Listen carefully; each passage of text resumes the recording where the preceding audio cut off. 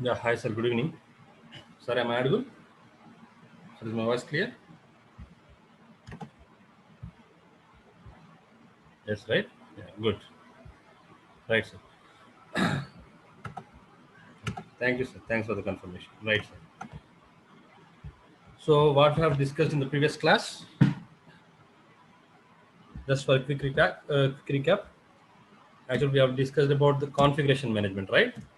So, what is configuration management? Just you people got one idea, right? So, what is configuration management and why do we require tools to effectively manage configurations, and what are the different kinds of tools that we are using for the configuration management tools. Okay, so if you want to categorize these configuration management tools into two different categories, we can categorize as pull based and push based, right? So Puppet and Chef comes under pull based, and Ansible comes under push based mechanism, right? So these are the things that we have discussed yesterday. So the continuation of this configuration management tool, that means the continuation of Ansible. Let me the introduction to the Ansible. We will be discussing in the 6:15 class. We will be discussing in 6:15 class today. Okay. Uh, do people get the new link? The people who have registered for the class, did you get the new link? No. Let me check once. Okay, just give me a second. Let me check once whether I have received the new link or not. I'm just stopping my screen share.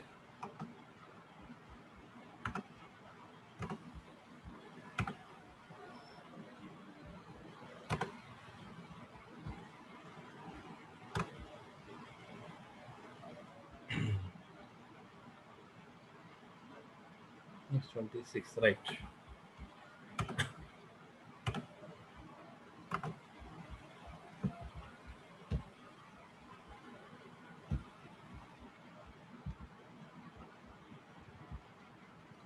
Right, sir. I got the new link. I hope you people will get the new link by the end of this class. Okay. So the candidates, whoever paid the fees, okay, okay, they'll share the link with you. No need to worry because I have received the new link. Okay, no need to worry, sir. So the people whoever is interested to join that course, just take the details from here. Go ahead and register for the class.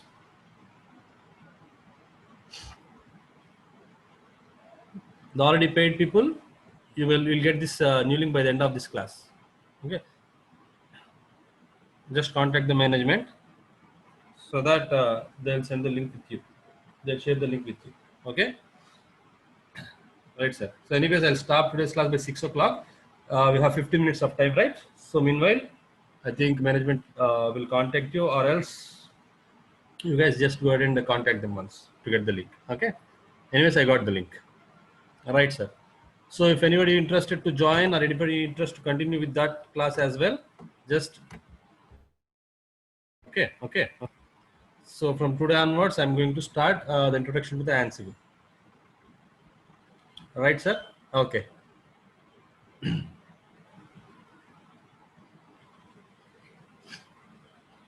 So to get the link, you need to register. Okay. So how to register? Just contact these numbers. Right, sir. Hmm. So in our regular class, like we have finished the introduction to the Linux, and we have finished some basic administration tasks with the Linux. Now today we are going to discuss about version control systems. Version control systems.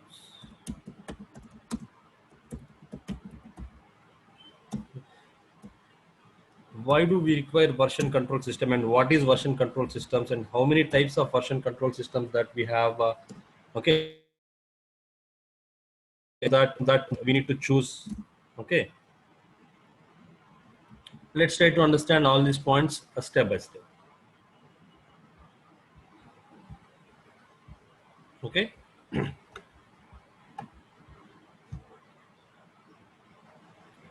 No. I'm starting from today's file.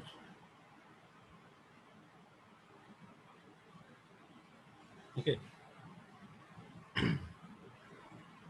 Yes.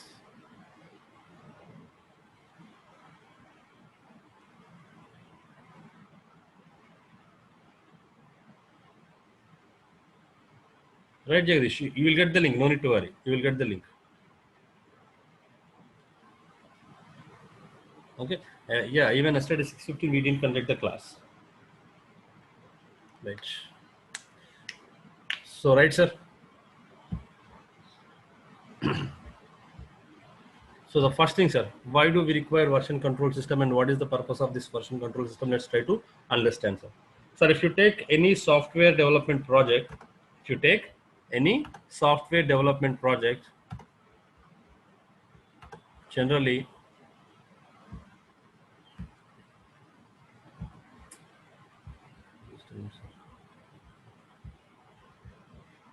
where is that? Yes. Okay. So developers will be there to write the code, right? So this was the first step. Okay. So developers will write the code. It's not that only one developer would be there to write the code, right? So there might be multiple developers who are responsible to write the code for your product. Okay, so you guys clear up to here? It's not that a single user, a single developer will write the code for the application, right? So multiple developers or multiple people are involved writing or developing code for the application, right? It's not a single developer. Might be a number of developers will write the source code for the application, right? Okay. So assume that, okay. So developer number one is writing code for a login functionality. Okay. Login functionality, say login.java. So developer number two is writing code for some products from products page or else for the cart page. Let's say products.java like this. Okay. Assume that two developers are writing code. Okay. So assume that this developer number one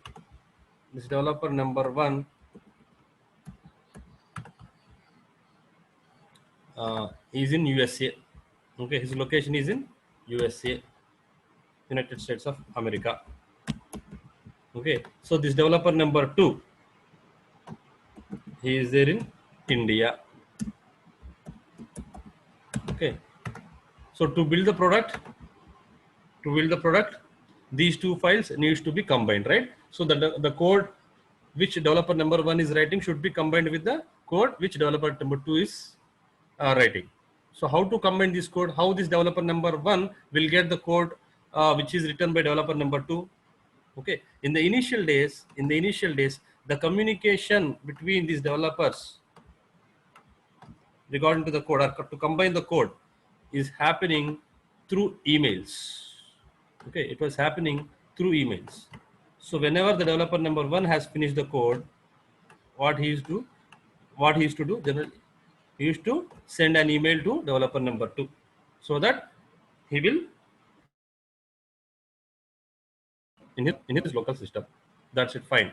So whenever this developer number two has finished his code, he also used to send a mail.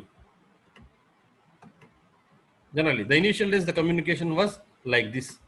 So developer number two will attach the code into a mail and then he will send that mail to developer number one so that these two people will be having the same set of code, right? So in order to complete the code, these two files are required, right? So assume that not only two developers are working on a product, assume that some other third person also joined the company. Okay, so he is from some other part. Okay, he's from some other part of the world. For easy understanding, let's take this person as from Singapore, let's say. So another developer has joined the organization. He is from Singapore. Now he's also a part of this development branch. So how this developer of developer number one and developer number two till now they have developed. So developer number 1 needs to send all the code to developer number 3 through email, right? So that this person also having the same set of code. And developer number 2 also needs to send the code through email, right? So, okay. So the email communication is fine and okay if there are 2 or 3 people in the 2 people who are responsible to develop the code. But think a situation where let's say 50 developers are responsible to write the code. 50 developers are responsible to develop the code for an application. Then so each person should send 49 emails, right, to everyone. Not only this guy. So each and every person should send emails to other guys like this, right? So obviously, okay. So person number, let's assume the situation of developer number 35, okay, or developer number 50. So he will receive the code from developer number 1. He will receive the code from developer number 2. He will receive the code from all remaining 49 developers, right? So where to put which code? Okay. So 2 people might be written the same code in the same file. It might be happen. So organizing the code across all these people became very tough, right? So sending code through emails and organizing that code into a structure, it will be very, very tough. Okay. If any one person or else while building the application, if the application got failed, or okay, if they received any error, or if they received any bug into the code, no one will take the responsibility about that bug, right? Everyone will say that's not with my code, that's not with my code. Somebody should troubleshoot, right? So, whom have written this particular line of code should be there to identify, right, for the bug tracking. So bug tracking became very hectic at this time. Bug tracking became very tough at this time, and then organizing the code will be very tough through emails, right? So this is what the problem at the initial days people are faced. So later that, so what they have decided, what they have decided is, okay, why to send emails to each and everyone? Okay, so let's do one thing. So okay, so they have thought like this. Okay, let's do one thing. Okay, we'll take a server. Okay, we'll take a remote server. So we'll take a server. So within this server, okay, so we'll take a server. So within this server, we'll paste or we'll put all our code into a directory. Okay, we'll open a directory. So whoever finished writing his code, just go ahead and copy your code to this particular central directory to maintain the code, right? Let's say if developer number has finished the code, he will be updating the code to this directory. So developer number 2 has written the code. He will upload the code to this particular directory, which is there in the remote server. Okay, which is called as a remote server. So which is a placeholder for to host the entire code, right? What I'm saying, it's a remote server. It's a remote server which holds the source code. Okay, like this. So all the developers from now onwards, they have decided that, okay, whatever the code you are writing, right? So go ahead and just upload your code to this remote server. Okay, so all people are uploading here the code. Okay, so application code is ready. Assume that application code is ready. So developers have developed some code. So they have uploaded that code to daily wise into a remote server. Okay, into a location or into a file or into a directory.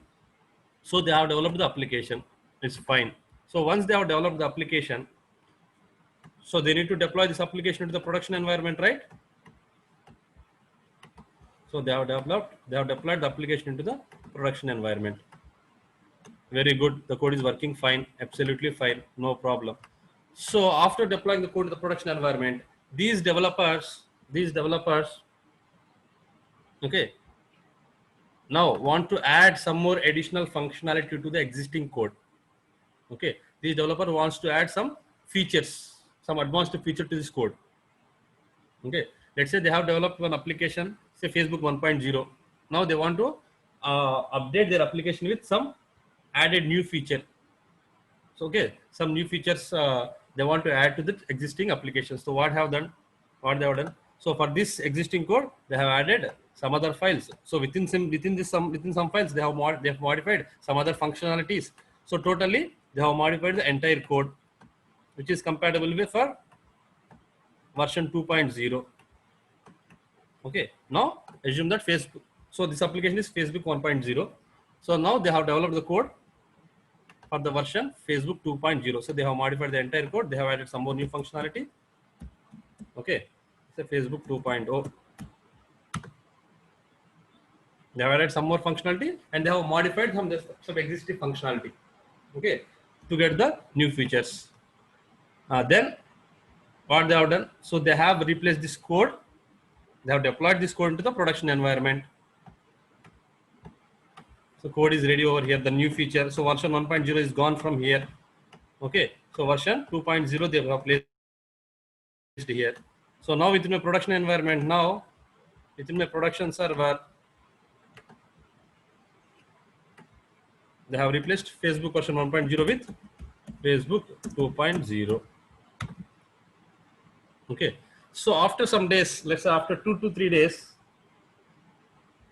due to some XYZ reason, this newly updated version, right, Facebook 2.0 is not working fine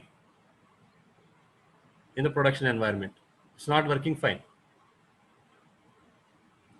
So to revert back the changes, so Facebook 2.0 is not working here, right? So what these developers need to do now? They need to see the bug report and they need to fix the issues, right? So till that time, this server should be in a shutdown mode, right? This server should be in a shutdown mode. That means they need to manually stop the server. Otherwise, people will try to access that server. Okay, access that application. They want to try to access the application, but the application is not working fine, right? So they need to shut down the server. That means the business is lost. So they need to take this application and then they need to fix the issue. They need to fix the issue. Okay. So in order to fix the issue, again, it may assume that it have taken 4 to 5 days, or it may take some 1 month. Okay. So there is no guarantee, right? So assume that it has taken 10 days. So till the 10 days, my server is in shutdown mode. So after 10 days, they have modified the code and again, they have pasted that code into, they have deployed that code into the server environment. Okay. So it has worked fine for 2 days. Again, again, they have faced some issues with that version. Again, they need to shut down the main production server and they need to modify the code, right? They need to fix the bug. So are you getting a point? So is there any scenario or is there any way that, okay,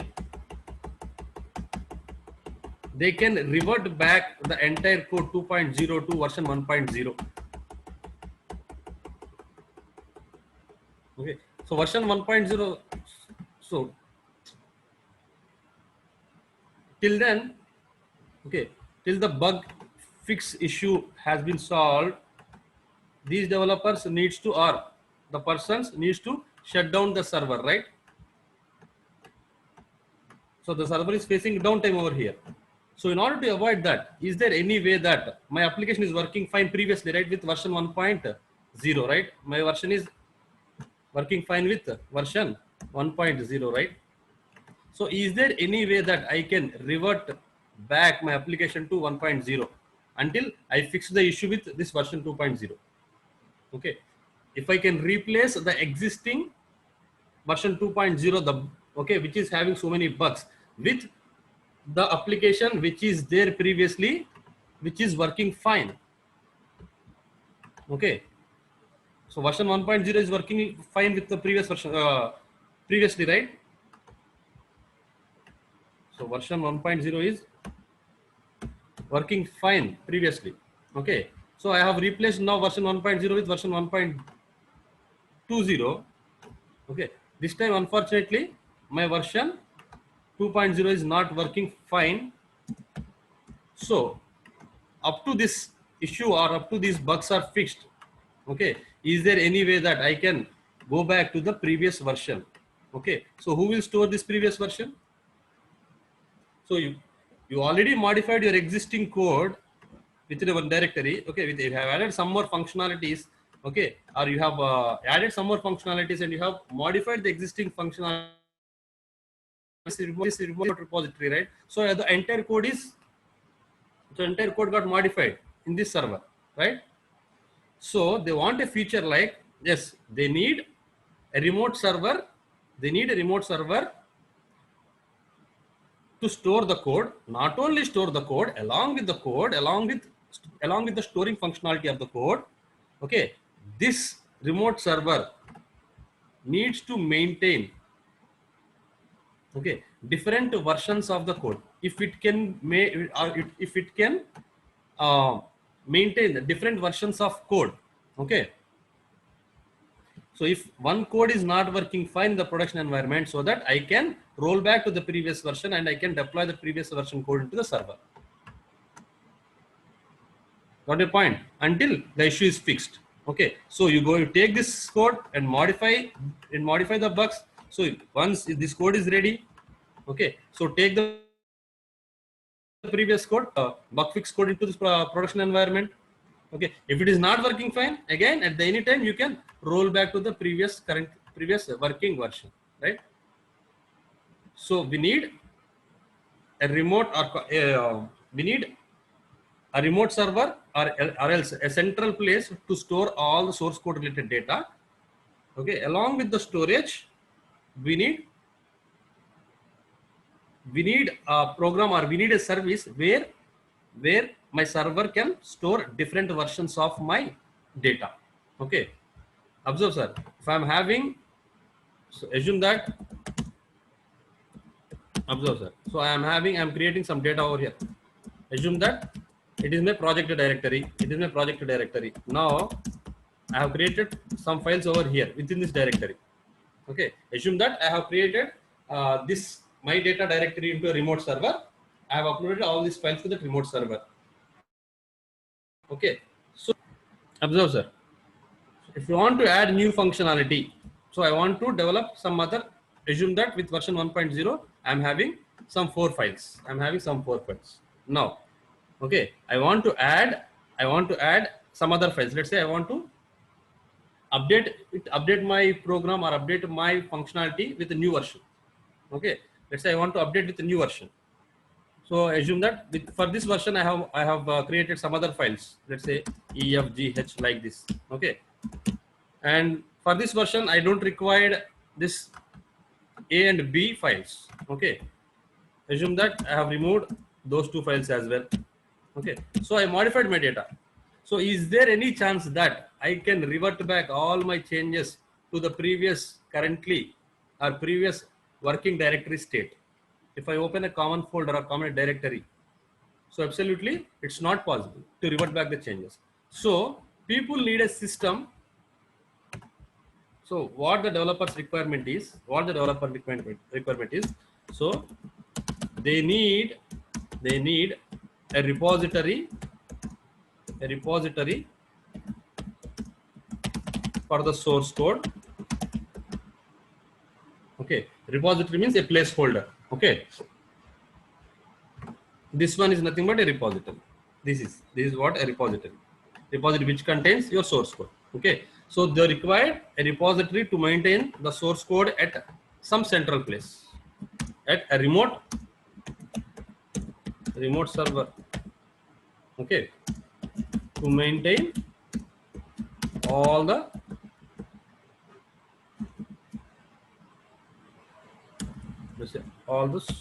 source code which is developed by developers centrally. Okay, so this is what their first requirement. They need a repository, that means a placeholder at a remote server to maintain all the source code which is developed by n number of developers. Let's say all the developers centrally. That means they want one central location which can hold all the developers source code files. Okay, so all the developers will be placing their code into this central place.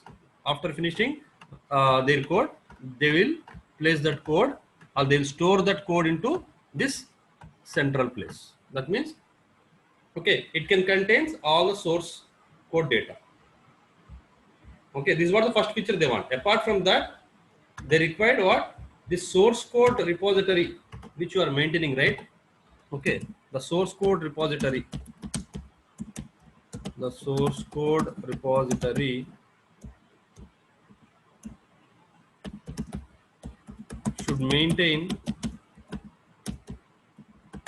different versions. Okay, different versions of the application. Okay, this is what the second requirement. This is what the second requirement. Okay, apart from centrally storing the data, the developers required that the source code repository where you are storing, right? So that has to maintain different versions of the application, so that at any time they can revert back to the previous versions. Okay, so the features. Okay, so these two features will be provided by a mechanism called as version control systems. Okay, these two features would be provided by a software. Okay, a software process which is called as a version control systems. Okay, so we have a methodology called as version control system. Like how we have configuration management for admins. Okay, to maintain the configurations of the server. Like that, for developers also, they have a mechanism called as version control systems. Okay, so what is the features of this version control systems? First one is it will store the data centrally, and then the second stage, and the second one is it can store different versions of the data, so that at any given point of time you can revert back to the previous versions. Okay, this is what version control system means. So in order to effectively maintain or effectively manage these version control systems, here also we would be using some kind of tools. Okay, how would be managing these version control systems? Okay, how would be managing this version control mechanism? By using some tools. Okay, with the help of tools, we are managing the version controlling mechanism. Okay, so what kind of a tools that we have in order to maintain this version, in order to maintain different versions of my source code, or else where is it? Yeah. So what kind of different kind of tools that we do require in order to maintain the version control systems? Okay, if you want to categorize these version control systems into two types. Okay, like yesterday, if you remember the configuration management tools. Okay, if you want to categorize these configuration management tools, those configuration management tools into two parts. So we categorize like push based and pull based, right? Like that here also. Okay, if you want to categorize all the version control systems, let's assume that, okay, these are version control software. It's a version control system. So version control systems. Okay. Now, if you want to categorize the version control systems, yes, you can categorize into uh, two into two types. Okay, the first one is we call it as centralized version control systems. Okay, the first one is centralized version control systems. Version control systems.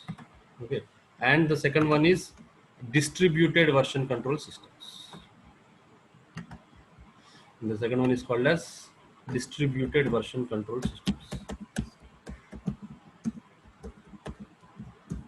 Distributed version control systems.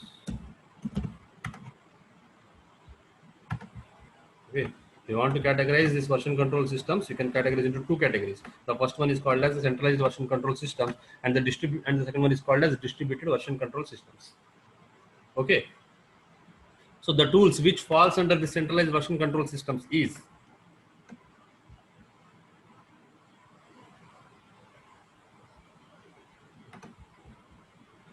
so. Okay, before dealing with that one here, where we are previously, so people required these kind of features for version control systems, right? So in the initial days, they have developed some version control systems, okay, which comes under the centralized version control systems. Okay, the main tool in the market here we are talking about the centralized version control system is you might have heard this name, SVN, right? Did you guys heard that name? SVN, Subversion Network, SVN. Okay, not SCN, it's SVN. This is one tool, okay, which works under centralized version control system mechanism. SVN, CVS, okay, like this. So many are there which comes under centralized version control systems. So in the market generally we used to listen about SVN. So the tool which comes under this distribution version control system is Git.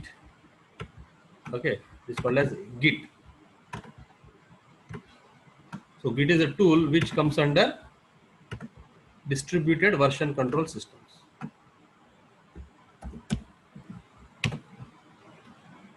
Okay, now out of these two tools, which tool should I learn? This one we need to fix, okay, or we need to decide out of these two tools, which tool that I need to learn. Okay, if you know both of them, it's good. Okay, if you know only one of them, let's see. Okay, out of these two tools, okay, which tool that I should learn. So okay, let's try to understand what is centralized version control system and what is distributed version control system. Then we'll try to decide which tool that I should learn. Okay, where it was, yeah, observe, sir.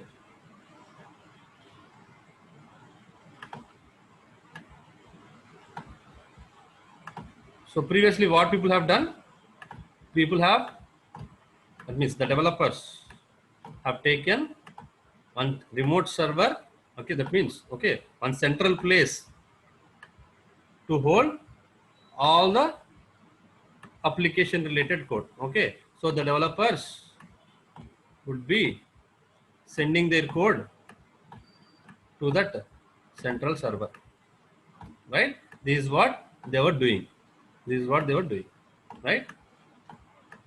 But this feature is not this a remote server opening a folder for their project code, okay, like this. It is not supporting these two features. Okay, only it is supporting maintaining the code or maintaining the application code centrally, okay, at a remote location. But with this approach, you cannot maintain different versions of your source code, right? So at that time, people have introduced one tool called as SVN, okay, which can provide these two features. Okay, with the help of a tool called SVN, you can maintain the source code at remote location, and then you can maintain different versions of the source code.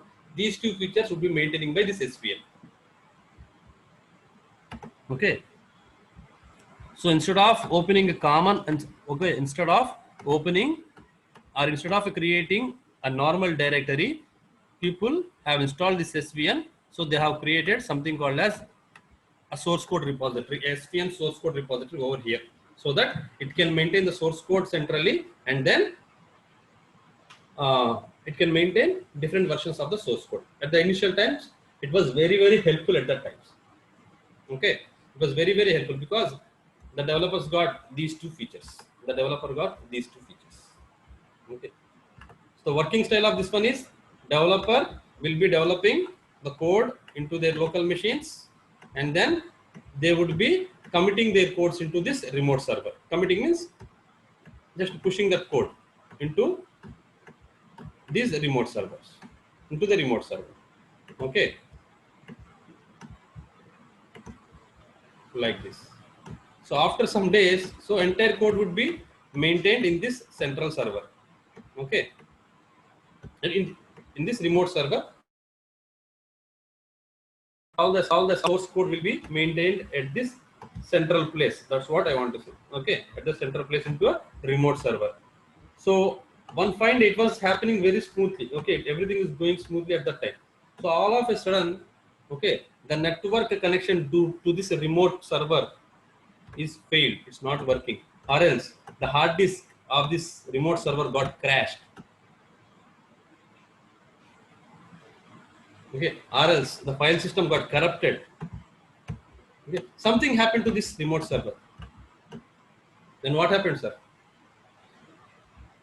They lose the entire source code, right? They lose their entire code, right? Because no one is having a copy of the entire code, right? So people are writing the code in their local machine, and then they are uploading the code to the remote server. Okay, the developer number one, it might be having his own code. The developer number two is having his own code. Developer name developed by him only. Okay, if they lose the network connectivity, or they lose some data, or if the hard disk got corrupted, okay, something happened to the remote server, there are chances that they might lose the entire application oriented data. Okay, so this kind of approach is called as a centralized version control system approach. This kind of approach is called as a centralized version control system approach, because everyone is pushing their code, or everyone is committing their code into this remote repository. Okay, if the connectivity through the remote repository got lost, no one is having the copy of that entire source code, right? So got the point. So got this point, everyone. So got this point. Okay, the problems with the centralized version control systems. Okay, if they are maintaining the entire source code into a central server got lost, that means they are unable to access the source code, right? So entire source code might be lost.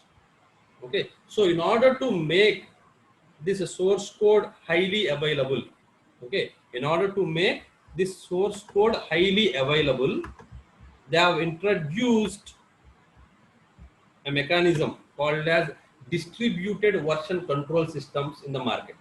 Okay, in order to maintain the high availability of the source code. Here, no high availability.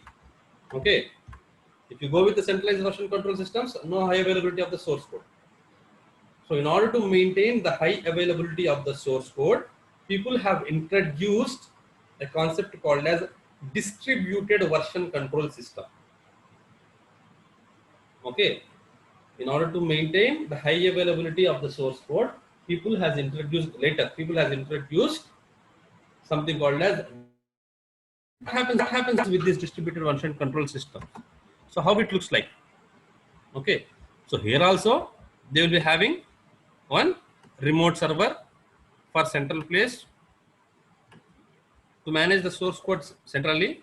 Okay, here also they will be opening one folder. Okay, here when you go for any version control systems, okay, the folder is called as a repository, because it's not a just folder. It contains different features of the source code, right? That's why this uh, The directory is not called as directory, it is called as a repository because it contains different versions of the source code. Okay, so from now onwards, if I say repository, just imagine it with a directory. Okay, imagine it with a folder.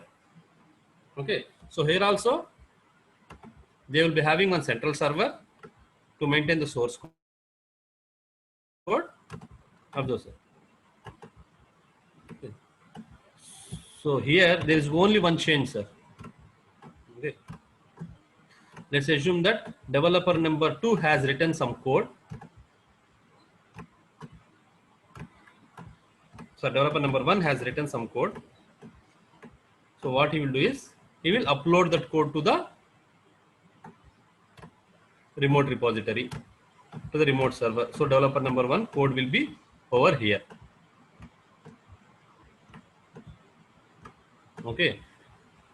So if developer number 2 want to upload the code, the developer number 2 might have written some other code, right? So before uploading the code to the central server, first he need to fetch the code that developer number 1 has already written. Source code of developer number 1 over here. Okay. So by the end of the day, what he will do, he will push his code to the remote server so that okay, it contains the developer number 1 code and developer number 2 code here. Okay, so in the next day morning, if the developer number 1 want to start his work, first thing what he will do, he will pull the code to his local machine so that he will be having the developer number 2 code in his machine as well. Okay, so within this day he might have written some other code. So what he will do by the end of the day, he will push that code to the remote server so that it may contain all the 3 files. But the developer number 2 is having only 2 files, right? So what the developer number 2 will do, he will pull that code so that he will be having the 3 code files over here. Okay, and then whatever the code on that day that he will write, he will push that code to the remote server. Okay, so if all of a sudden the network connectivity to this remote server got down, here no need to worry because each and every developer will be having one copy of the source code here in their local machines. Okay, so previously they are having one remote repository over there to maintain the source code. Here with this approach, each developer will be having something called as a local repository to store all the data. Okay, here all the people will be having a local repositories. Okay, so all the data that these developers are pushing to the source code repository and then pulling the code, right? So all this data will be stored into the local repository actually. Okay, so this code will be stored. Okay, so if the remote server goes down, no need to worry about the code. They can take one more server. Within that new server, they can configure one repository and then they can push all the code which is there in their local repositories. So any one of the developer can push the code into that remote server so that the entire code will be available here. So people will start working to connecting to this server right now instead of connecting to the old server. You got my point, sir? So with this approach, you can maintain the high availability of the source code. Okay, so here the code is distributed across all the machines. Okay, across the developer's machine as well as the remote server. That's why it is called as distributed version control system. So what is the benefit with the distributed version control system? High availability of the source code. We can maintain high availability of the source code. Okay, so the tool, the example of this distributed version control system, the example tool for this distributed version control system is Git. Okay, so there is a tool called Git which follows this distributed version control system approach. Okay, so now people are looking for high availability solutions in each and every sector of the IT industry. Okay, so now people are preferring only Git, not SVN. If you know SVN, it's fine. If you don't know, nothing to worry. No one will ask doing SVN or not. Okay, directly you can say, I know Git, because it falls under distributed version control system. So at least you should be centralized and distributed version control system. Okay, in interviews they might ask, what are the version control systems that you have used? Directly you can say Git. Okay, if they ask, do you know the differences between SVN and Git? Then you can say this entire story. Okay, this SVN comes under centralized version control systems and Git falls under distributed version control systems. So the purpose of this distributed version control system is to maintain the high availability of the source code. Okay, directly you can say that I haven't worked on SVN, but I know the working style of SVN. It falls under centralized version control systems. Okay, so absolutely no use of learning SVN. Don't waste your time learning on SVN. Okay, try to learn Git. So now within Git, we have Git, GitHub, Bitbucket, some other things, right? So don't get confused. For now, just Git. Okay, I'll give you the clarity. What is Git and what is GitHub? What is the differences between them? Sir, clear up to here? Sir, you guys clear up to here? Sir, you guys clear up to here? SVN is a tool. SVN is a tool. Subversion network is a tool which falls under centralized version control systems. Okay, clear, right? So apart from this, we have something called as Perforce, Mercury, like this. Some other paid tools are there for version control systems. Out of this, only Git is more popular than others. We'll discuss Zephyr. Okay, we will discuss that thing. No need to worry. Which is the free and open source tool? Which is free and open source tool, Chandramouli? Okay, it is open source and free of cost. In order to use Git, you don't need to pay a single rupee to anyone. Right? Now, okay. So how to work with Git? How to work with Git or how to install Git? So if you want to install Git on your machine,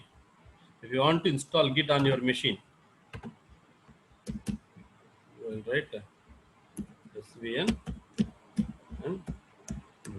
and now. So if you want to install Git,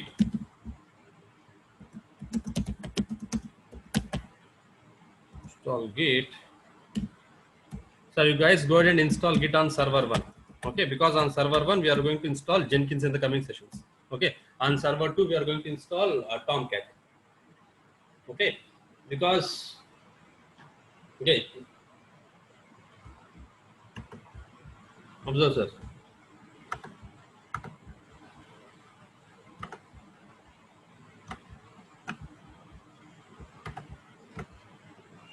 Assume that if you have 2 servers or 3 servers, okay,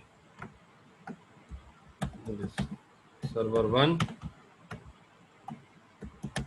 server 2 and server 3. Assume that you have 3 servers.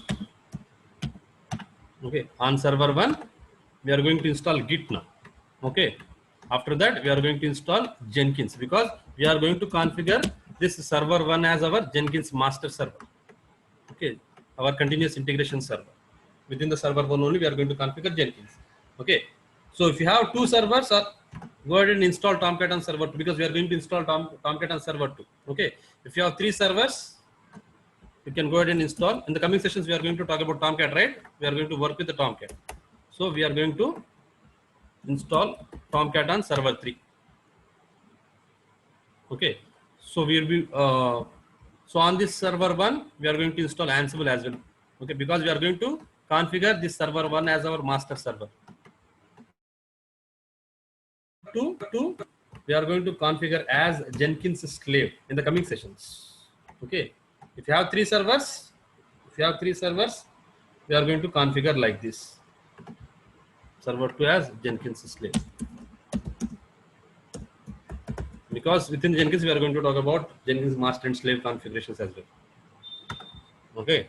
Or if you have only two servers, no need to worry. We can go ahead and install Tomcat on server 2 as well. Okay. So we will take a project from GitHub. Okay. So in the coming sessions, we'll take a project from GitHub or okay. Let me write that point clearly. Otherwise, you'll get confused. We'll take a project from GitHub. Okay. From GitHub, we'll be taking the source code. We'll be pulling that code. Okay. With the help of within this server, we will be configuring Jenkins, Maven, everything. Okay. So we will be building that code and we will Tomcat server by using Ansible. Okay. So Ansible, we would be using that Ansible as our orchestration tool. For the deployments also, we are going to use Ansible because if you want to deploy that application into multiple servers at once, okay, yesterday we have seen, right, Ansible works as push-based mechanism. So directly I'll write some script over here. Directly I'll push that configuration file. I'll push that bar file into a multiple servers at once. Don't get confused, sir. Don't get confused. Okay, we are going to build this project step by step. Okay, no need to worry. I think within these sessions or within this DevOps essentials, we are going to cover only Git and Tomcat, right? So here you will learn only how to install Git and how to work with Git. Okay, we will be installing Git on server 1. Not only Git, we will be running GitHub as well. No need to worry. And then we will be installing Tomcat, and we'll know how to work with Tomcat.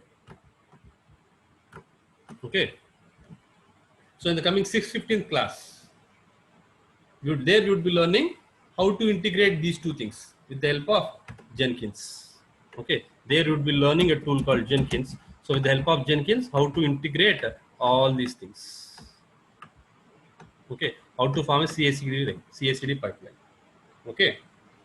So after that, within the paid class, you would be learning some other use case like, okay, this Tomcat is not on a physical server. It is on some Docker container. How to deploy your application to a Docker container. Okay. So if you want to deploy your application to a number of containers at a time, how to do that one. Okay. So for this deployment here, we would be integrating Ansible as well. So these implications are okay. These approaches we would be seeing in the paid classes in the 6:15 class. Okay, on physical server one use case, on container one use case. After that, if this container is not in the local machine, okay, it is in somewhere in the cloud. Okay, now how to integrate all these things and deploy your application to the cloud environment. Okay, not only directly deploying the cloud environment. Okay, before deploying it, we would be storing that files into our S3 bucket. Okay, so many use cases are there like this. Like how one real-time project, one real-time use case would be like this. Okay, the real-time flow. Okay, how to store the artifactories. Okay, how to deploy that artifactories into the servers. How to form a CI/CD pipeline. Okay, all these things we are going to cover in the 6:15 class. So try to utilize that opportunity. Okay. So if you are interested to attend the class, you can call these numbers. You can contact these numbers so that you will get the link to attend the classes. Okay. So from today onwards, I'm going to start introduction to the Ansible. So if you are interested, go ahead and register for that. Okay. I guess. Sir, is that clear? Is that clear? So if you want to learn along with the concepts, okay, with these concepts, that too along with these use cases. So everything is practical in the coming classes. Okay. So we'll be learning first everything about Ansible and then Jenkins, and then we would be integrating these two things. Okay. There we would be doing some use cases. After that, we would be including Docker as well, and then we would be writing some pipeline scripts for that one. Okay. Each and everything, the integration part is very, very important because in interviews also they'll ask like this. Okay, from your Jenkins server. Okay, if you are running a Jenkins server in our on-premise cloud, Okay, on-premise server, on-premise network. Okay, from here you have a Tomcat server, or you have your application server. Creating these two things. Okay, and they'll ask what are the different stages of your CI/CD pipelines. Okay, how you are integrating your Git with Jenkins, and how you are integrating your Jenkins with your Tomcat. Okay, so if you are writing any deployment scripts, which tool you are using for the deployment script? Like this, all these questions they will ask in the interview. Okay, no one will ask what is Jenkins. Okay, no one will ask what is Ansible. Okay, this situation is there in almost 6 years back. At that time, people used to ask what is Jenkins, what is Ansible. Okay, if you tell the answer, you used to get the job at that time. But nowadays, scenario got changed. Okay, the more number of use cases you learn and you practice, okay, those many chances you will get to get placed into a DevOps role. Okay, so yes, our 615 class, right, sir? So if anyone is interested, go ahead and first contact the management, okay, and register so that you will get the link to attend those classes. Try to utilize that opportunity. Okay, right, sir. So that's all for today. I'll conclude the session with this one. Okay, you guys go ahead and install Git on server 1 before coming to tomorrow's class. Okay, so how to install Git on server 1? So login as root, just say yum install Git. That's it. Yum install Git. Okay, while installing, it will ask you to download the packages, install some other things. Say you need to press Y. Okay. So if you don't want to press Y at runtime, just give it that S as initial stage like this. Yum install Git space -1. Okay. Go ahead and install Git like this. Right, sir? So today, from tomorrow onwards, we are going to start Git practicals. Tomorrow and day after tomorrow, most probably I'll complete the entire Git and GitHub concepts. Okay, so what is today? 26, right? 27, 28. Okay, by Friday we will be completing Git over here, and then from the coming Monday we will be starting Tomcat. Okay, Tomcat also I will finish within 2 classes. Okay, most probably 2 or 3 classes. Okay, and then we will be starting AWS.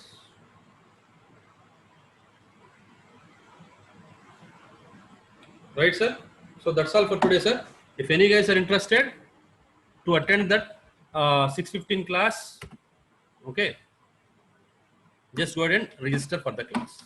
That's what the final announcement for you guys. Okay, right, sir. So that's all for today. And the people whoever is registered for the 615 class, okay, just contact the management one so that you will get that link. Okay, because I already got that link. So try to hear by 6:15. Okay, there will be continuing with the Ansible concepts. Right, sir? Thank you, sir. Thank you everyone for attending the session. Bye, sir.